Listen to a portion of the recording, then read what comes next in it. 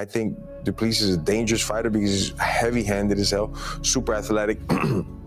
But Du Plessis almost has to fight a perfect fight to beat Usman. Usman, I think, beats him 3-4 times out of 5 easy. You know, just he's too complete everywhere. And where he's lacking, Du Plessis is lacking, Usman is phenomenal, which is the wrestling and the control department. Henry, it was almost like, I gotta be honest with you, man. It was like, because you had that one fight with you know, because I became such a well-rounded fighter and I started knocking guys out, and then I get caught by Leon, and then I have the fight with Hamza where, you know, people saw me get taken down that first round and kind of held down. People forget that I could wrestle. People was like, bro, he don't wrestle no more. Like, he's just gonna, like, bro, it's like, the reason the striking people got to see a lot more of that was because, hey, you respect the wrestling, so then you know I have to stay at bay and try to fight with this man. And when you do that, that's when you see me strike, and you see me stand, and you see me do whatever I do.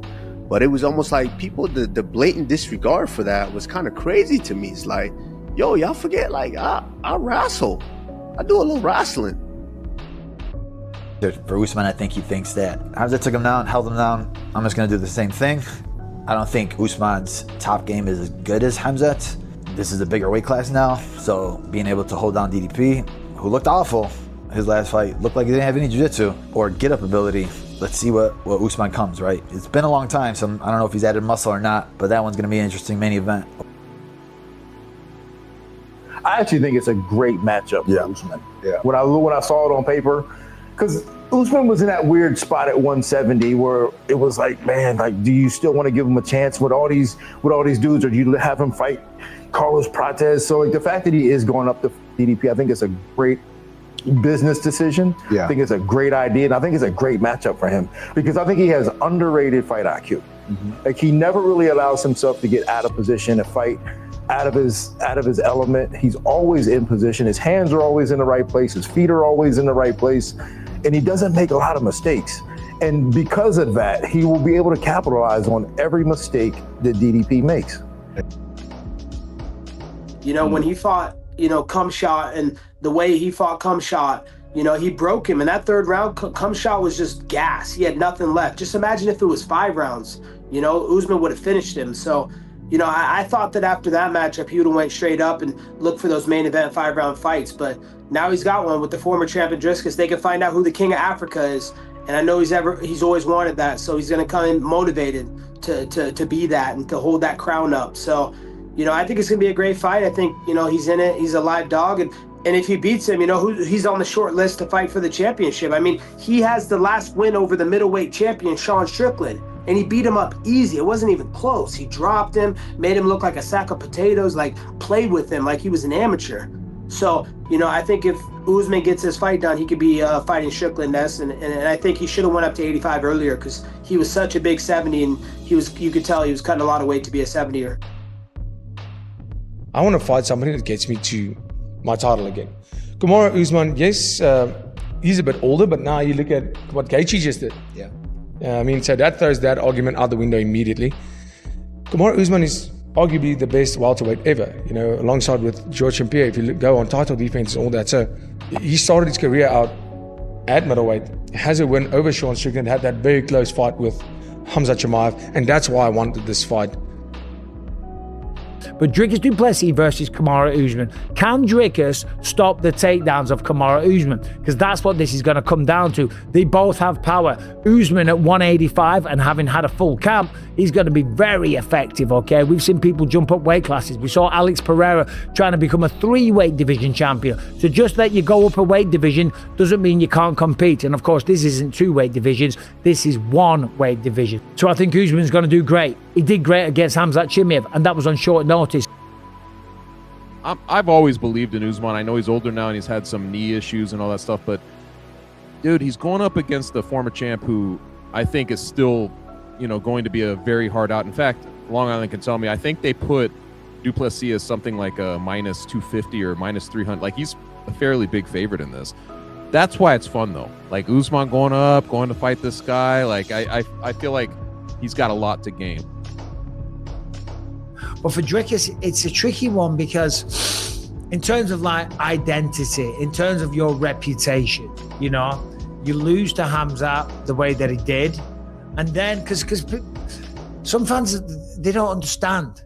Usman's going to be a threat at 185. And if Dricus loses that one again, they'll be like, oh, this guy's, he's washed. He's done. He's washed. Yep. He lost to Hamza. Now he loses to a welterweight. What's this guy's problem? He's old news. But there'll be no shame to it if he does lose. By the way, I think Dricus is going to give him a great fight. I'm commentating that one, so I can't say who I think wins or loses. But I see Kamaru going to Kill Cliff, hunting out all these young badasses, training with them, going sparring with them, getting rounds in with them, you know, jumping in rounds when, you know, when he should be off, and he's got that hunger, but he's not only doing it once a week, he's doing it he's there every day. You know, he's like one of the first guys in there and one of the last guys to leave. And I say that because there's a hunger that gets kind of satiated the more success that you have. But to see him still this hungry and working like how he is, that excites me for this fight. I started wrestling in high school and I lost a lot until I started winning. And then I went to college wrestling and I lost until I did win. Right. And I started fighting and I lost and started winning. And so it's one thing, I know how to go back to work and come back. I don't feel that, oh, just because I don't have the belt right now, it's nothing. Even when I was, you know, when I was trying to fight these guys for that title and these guys were telling me, no, we don't want to fight you, we don't want to fight you, you're not, you know, this, you don't deserve it. I knew I was the best. Kamaru Usman's got plenty of money, plenty of success. People love, he's done everything that you could do. He does not need to do this sport. But Kamaru still wants to be champion. And I think he's good enough to do it. I think he can beat Islam. I know Islam could beat him as well. I think he can beat Islam.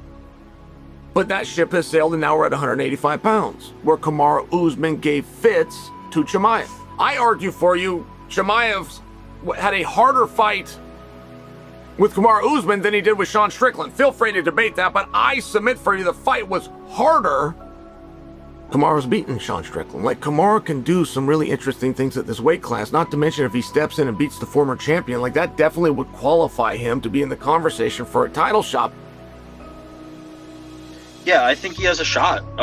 With the way he looked against Hamzat and the way he looked against Buckley, it's hard to count Kamaru Usman out, right? Like, he has still shown that he's able to find ways to win, especially when it relates to the grappling. Like, he is still a top tier grappler. I don't know that how many more rides we have left, right? Like, the knees are pretty much shot for Kamaru Usman, and we're getting the last couple of rides out of him. I think he's very live against DDP. It's going to be interesting to see if the wrestling is the game plan, as we have seen that to be DDP's deficiency. It'll be interesting to see how DDP handles the wrestling.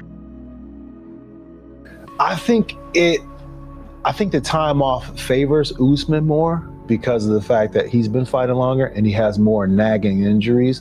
And even with him training at such a high clip with these young guys, he's still taking those bumps and bruises, right? So, you know, I feel like it favors him more. But I mean, for a guy like DDP, right, in your last fight was it Hamzat, right? He lost the belt to Hamzat. Yeah. You kind of, when you lose like that, you kind of need to get one back under your belt, you know, before you kind of tap back into that confidence level again, right? My bingo card for 2026 is Usman's going to fight Dricus. What if Usman beats Dricus? Sean Strickland's still the champion. Kamaru beat Sean Strickland at 170. Now they fight.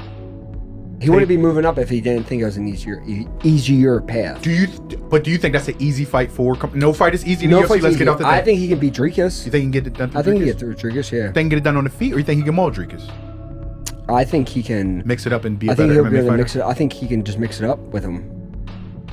I think Kamaru's that guy that a lot of people don't want to fucking fight, bro. Because his striking's gotten up better. Like when he was coming up, he was just known for like his wrestling, just grappling, just hold on to you, take you down. But man, over the course of the last 3-4 years, his striking really started becoming a problem, man, in world class.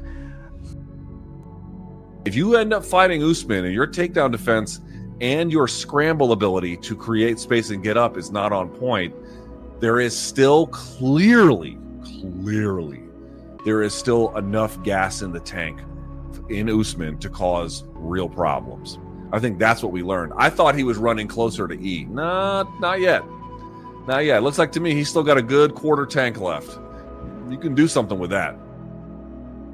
Yeah, I'm excited for this fight, but on that, you know, so I got to tell the story. When I saw Kamaru Usman at the Delta Lounge in Seattle after Joe Pyfer beat Izzy. And the first time he was mad at me because I was with Joe Pyfer. All the black people were mad at me because I was with Joe Pyfer when he beat Izzy. So he wouldn't talk to me for a minute, so I had to really assert myself like, Usman, what's up? And then we had a little heart-to-heart. And he was just like, yo, is that how y'all see me? The way you guys Izzy? Because I'm like, yo, I can tell when a fighter gets old. I just know. Like, I've been in this game forever, and I know when a guy loses it. And he said, is that how y'all see me? And I said, yes. I said, yes, that's that. I said, if it wasn't for the Joaquin Buckley fight, that is exactly how we see you. Yeah, but how about the Chimaev fight, though? I know, but then he made me check myself. He made me check myself. He said, wow, that's crazy because like I don't see myself like that. He said, and how I know I don't see myself like that, because I stay going with young guys and I still wrestle with young guys. For Kamaru at this stage in his career, going for epic shit is what he needs to do, right? He didn't seem to really have the desire to fight the top contenders around him in the welterweight division. And hey, at this stage and what you've accomplished in the sport, I got no problem with that. Going after somebody like Dricus, who's a former champion, that's going to get you pretty much right in line for potentially getting a shot at that middleweight belt and going for gold in 2 different divisions. I like it. I'm here for it.